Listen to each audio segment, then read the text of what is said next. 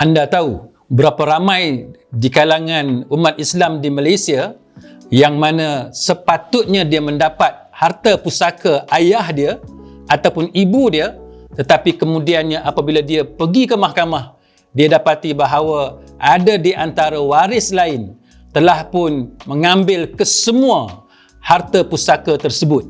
Ini antara perkara yang berlaku apabila kita jahil tentang pengurusan harta pusaka. Dan anda tahu berapa ramai di kalangan kita yang melakukan wasiat dan dia percaya bahawa wasiatnya itu sah dan boleh digunakan oleh anak-anaknya, tetapi kemudiannya selepas dia meninggal dunia, wasiat itu tidak laku ataupun tidak boleh digunakan.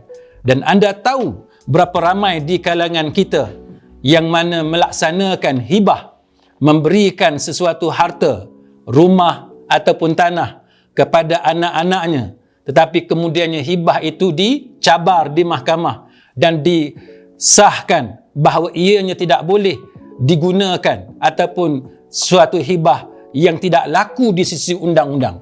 Ini adalah disebabkan oleh kebanyakan daripada kita melakukan sesuatu perkara yang berkaitan dengan harta dengan cara yang tidak mengikut lunas undang-undang di Malaysia secara khususnya.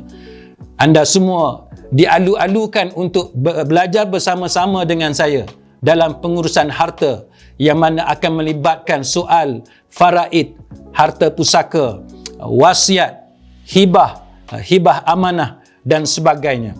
Untuk pengetahuan anda bahawa adalah penting kita mengetahui perkara-perkara seperti ini supaya apa yang kita lakukan itu bukan sahaja menenangkan hati kita semua untuk mengelak perbalahan dan pergaduhan di antara ahli keluarga, tetapi pada masa yang sama apa yang kita lakukan itu adalah suatu yang diiktiraf oleh undang-undang dalam negara kita.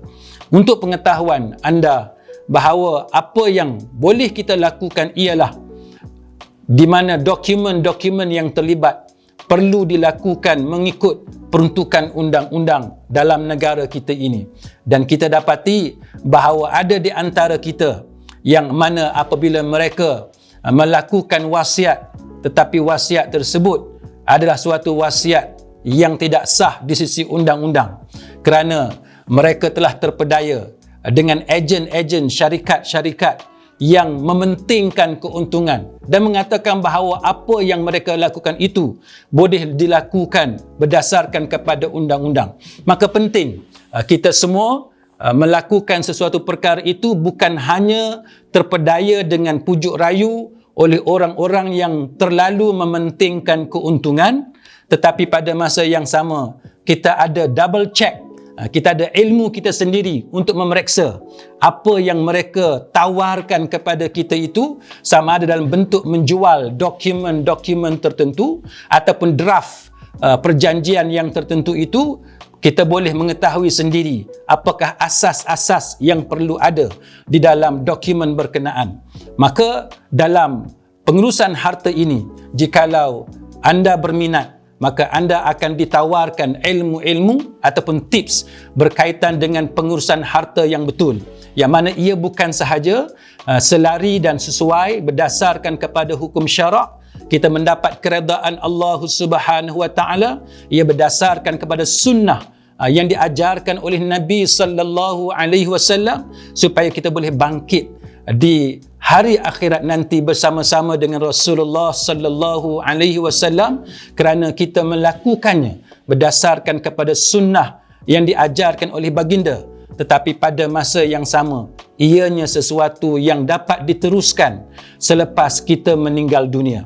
Dan ini adalah suatu perkara yang sangat penting untuk anda ketahui kerana apabila kita melakukan sesuatu perkara ini, sudah tentu kita mengeluarkan belanja yang besar.